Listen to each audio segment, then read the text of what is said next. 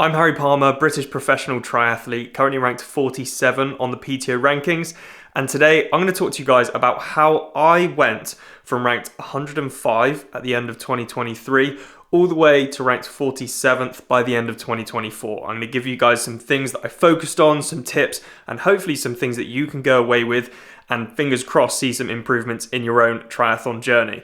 So let's get going.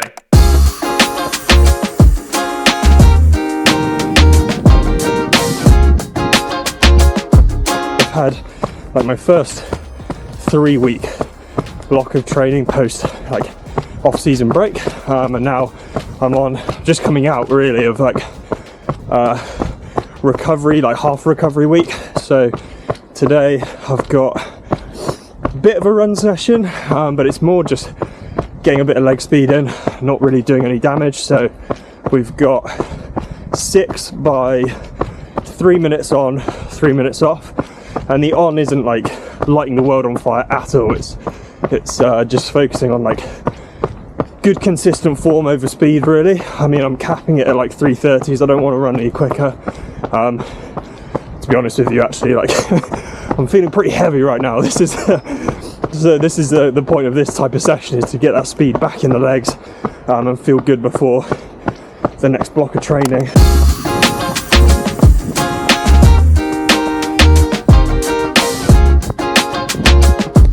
I believe there are 4 main reasons behind my progression in 2024, and fingers crossed they're the reasons behind my progression in 2025. So number 1 is the golden rule is consistency. You'll hear this time and time again, and maybe it's a word that's overused, but I guess for good reason. It's super important, and I have just in the last year focused on being way more consistent and performed way more consistently as well. I think in the past my mistake was,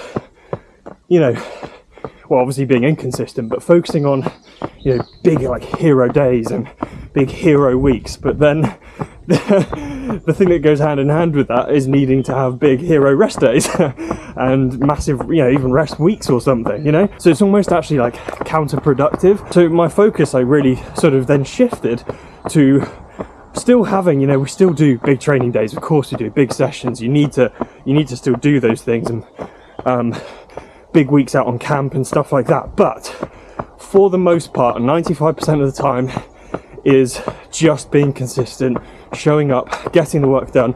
Doesn't have to be fancy, doesn't have to be pretty. A lot of the time it's not, to be honest. And in doing that and having that mentality has allowed me to just show up day in, day out, stack days, weeks and months without, not saying without recovery, but without just putting yourself in an absolute box and absolutely needing so much recovery has helped me out a lot. And being able to actually still train while recovering as well is a big thing. So the consistency is just number 1 rule for me, and it's something that I'm going to carry forward in 2025 and have as a real big focus.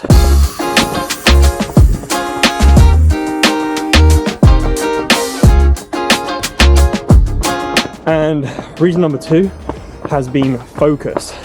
I found, and I'm sure a lot of people watching this have experienced this, spreading yourself a bit too thin and not really focusing 100% on either one thing or a select few things. And I found myself sort of doing that, I was putting a lot of effort into these videos and the YouTube channel, social media side of things, also coaching as well. So what I eventually did was I reduced the amount of athletes on my coaching roster, actively reduced them by a fair amount, just so I could not only focus obviously on myself being a professional athlete, focusing on the training, recovery, everything that goes hand in hand with that, but also with that still allowing myself to still have the time and put the time and the effort into the athletes that I did continue with, and still giving them the value that they deserve. So that was an active decision for me. Of course, reduces a little bit of income, which definitely is, you know, it's a consideration I had to make, but I decided that it was worth it for the long-term benefits. So that was a big thing, focusing more on, you know, being a professional athlete. And like I said, I've mentioned it before, but I reduced the amount of effort that I put into these videos, which I hated myself for, I really did, but there's a lot of time and effort that goes into them. Anyone who makes content knows that. And it was, like I said, I was like spreading myself a bit too thin, and I wasn't really living like a professional athlete. So that was a big focus for me as well, and it's obviously paid off. Like 2024 was an amazing year, and now I think is a really good opportunity for me to reintroduce some focus into the YouTube channel. So what I'm going to do is get back in contact with James. I've had some chats with him, who we've done some videos in the past, and they're just super high quality stuff, and it's amazing, and it takes a bit of pressure away from me. It makes the videos look more professional, but it allows me to still focus just more on like my training and, like I said, being a professional athlete, you know, just really dialing down on that. And so we're going to start working together again, and like I said, like finances is a consideration when it comes to things like this, because everything costs money, but it's something I feel like it's worthwhile investing in, and I'm hoping that I continue to see progression, and then so it will be a worthwhile investment, hopefully for you guys, but also for myself. And yeah, so that's, you know, that's number 2 is focus. I've really just like dialed down on being a professional for a year, really focused on myself, and it's really paid off, and I'm obviously going to continue doing that. I'm not going to stop now, but you know, just getting some other people on board, like I said, James, to help me out with focus in other areas. It doesn't mean that I need to do any more work or effort, it just means I need to pay him. We've got one more rep of this, and then I might go to the bakery. Let's go. Yep. Right, got the front light on as well. It's foggy as neck. It wasn't in Bradford, it's not. Oh, isn't it? Yeah, it's literally clear. And It's fine. It was like not too bad in Westbury. I got into Trowbridge, it got worse. it's quite warm in Bradford as well, but it's freezing, eh?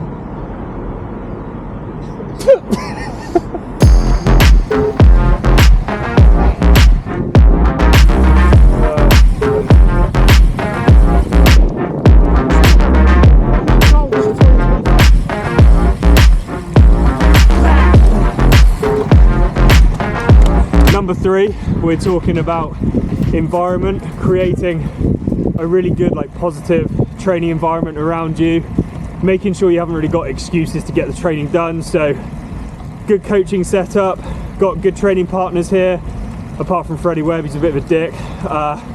Whoa, your fans love that last intro. They do like you more than me, annoyingly. Wow. So I've got more personality, that's why. not to. And I'm not ginger. Yeah, being ginger is a bit of a disability, really. Like, no one actually likes gingers. But anyway, we've got a good environment here. Like, the training, the pool is good. Like, obviously we'd love to be out in, like, you know, Girona right now maybe, or Lanza, but it's hard training here, but it's good, and we get it done, and we work hard together, and there's almost like no excuse not to get it done, you know, with like the track sessions as well. Like, yeah, it means it's good, isn't it? Like, you know, you get strong, you get fit pretty quickly. Yeah, I think the track's pretty good. Like, yeah, just have to rock up and do for the runs, which is quite good. Yeah, similar with the swims, we've got Rob's on poolside a lot more this year, and Florrie, so yeah, that's really useful and helpful. And then it's just about suffering on the bike, and generally how that happens is halfway through the session I send Harry a photo of me absolutely hanging out of my hooter, and he sends a similar looking photo back, and that's all you need. It's just knowing you got shared, like, shared effort, isn't it? Shared effort, shared goals. Yeah, exactly. And similar ambitions, I guess. Yeah, exactly. Yeah, so that's important, like a good environment, and I think like that's what we've created here, which is really nice. And yeah, we obviously go away on training camps and, you know, enjoy some nice sunny weather or some mountainous rides, but generally in the UK, like, we still get some good consistent training done, and it's, yeah, we do all right. Yeah, not too bad. Yeah, like I said, there are 4 things I believe are like key factors towards the progression. So what have we done? We've got consistency, I've written them down, focus, and environment. The last one I'm going to say is belief. And I don't want to come across as all like David Goggins-y, like, oh, who's going to carry the boats? And like, you don't know me, son. All that kind of cheesy bollocks. But there is something in that. And what I mean by that is like, you do have to believe in yourself. And I've been someone who's fallen into the trap of like feeling quite a lot of imposter syndrome in the past. And I'm still like someone who experiences that a little bit. But having that belief in yourself is really, really important, because no matter how good you are or how good you get, if you don't believe in yourself, then you're going to limit your potential, you're going to limit your progression.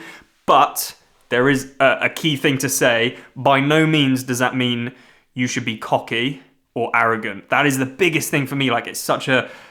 I really dislike that kind of trait in people. It's like arrogance and like kind of cockiness. I've always been someone who's like would hate to be like that, and fingers crossed I don't come across like that to people. I really hope I don't, because I actively try not to be.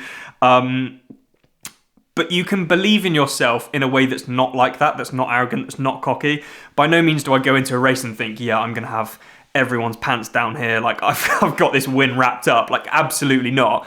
But I also don't go into a race thinking, oh wow, this guy's like absolutely incredible, these guys are amazing. Like, obviously at World Champs, yeah, I'm racing some of the best athletes in the world, but in my head I was like, well, I know I've done really good prep, I know I've got like good ability, so if I have a great day, then I've got potential to have a good result. And obviously that's what happened. And the more you believe in yourself, I think the better you can become, or the more potential you can maybe unlock. And obviously when you get results, like, you carry momentum. It's like a snowball effect. The other thing that does go hand in hand with that a little bit is trying not to be like delusionally optimistic. I don't know if that's a word, actually. Please let me know. It probably is, and I probably just made that up. But like, obviously, if I went to the World Champs and was like, yeah, I want to win, I think I can win, that's not really belief, that's just being delusional. And so obviously you do need a level of reality to it. You can't just say like, yeah, I want to be a billionaire by the time I'm 30 or something, because like, you know, likelihood is that's not, I mean, it might happen for you, it's not going to happen for me. So you do need a level of reality, obviously, but a bit of belief in yourself, a bit of a belief in your ability, bit of a belief in your mentality, it goes a long way. And I think for me it's really helped. And also coming back to the environment thing, you know, surrounding myself with other people that believe in me, you know, my coach, my training partners, my, you know, friends and family, stuff like that. Like, having that belief and that support network behind you is really important as well, because it feeds into your own belief. I feel like I've said belief a lot. Belief. Anyway, so those are the 4 things. Hopefully that's, you know, somewhat helpful and somewhat kind of an insight into the things that I've really like focused on, and how I've created this sort of momentum in the right direction. By no means is it just me on my own, you know, seeing progression on my own. There's, you know, I've got to thank a lot of other people for being a part of this, because without them, you know, I wouldn't be here. And I'm really looking forward to what 2025 has to offer. I'm super, super excited to, yeah, get more training done, because that's what's, bloody hell, my fitness is in the bin. So that's needed, and really excited to start racing and just see what 2025 holds. And yeah, I just feel like I'm scratching the surface. So super, super excited. Really hope you guys have enjoyed this video, and I look forward to seeing you in the next one.